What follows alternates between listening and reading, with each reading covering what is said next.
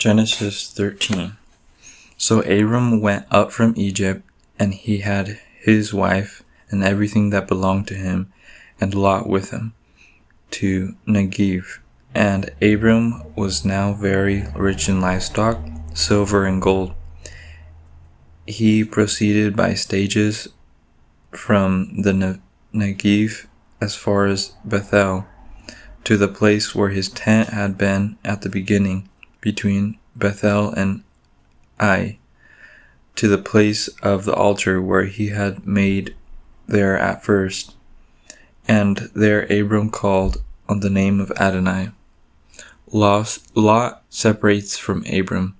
Now Lot was going with Abram also. Now Lot, who was going with Abram, also had sheep and cattle and tents, so that the land could not support them living together, because their possessions were many, and they were not able to stay together.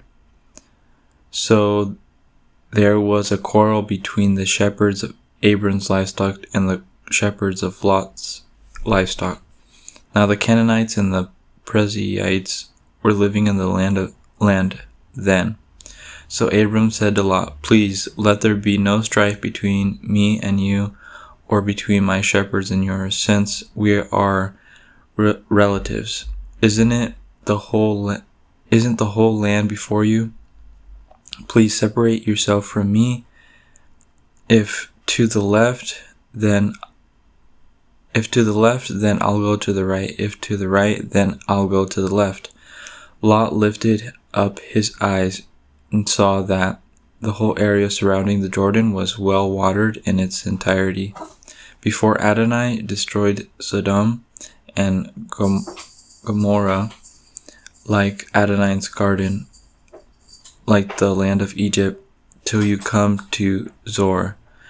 So Lot chose for himself the whole area surrounding the Jordan. Lot journeyed to the east, and they separated from each other. Abram dwelled in the land of Canaan, and Lot dwelled in the cities of the valley. And he moved his tent from place to place near Sodom. But the people of Sodom were evil, very great sinners against Adonai.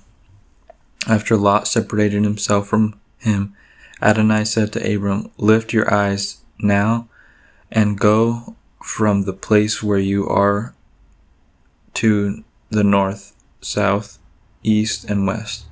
For all the land that you are looking at, I will give to you and your seed forever. I will make your seed like the dust of the earth, so that if one could count the dust of the earth, then your seed could also be counted. Get up, walk about the land through its length and width, for I will give it to you." So Abram moved his tent from place to place, and came and dwelt by Mamre's large trees, which are in Hebron, but there built an altar to Adonai, and about to bear a son, and you shall name him Ishmael. For Adonai has heard your affliction, and he will be a wild donkey of a man. His hand will be against everyone, and everyone's hand against him, and away from his brothers he will dwell. So she called Adonai, who was speaking to her. "You are the God who sees me," she said. "Would I have gone here indeed looking for him who looks after me? This is why the well is named the well of the living one who sees me. Behold, it is between Kadesh and Bered." And Hagar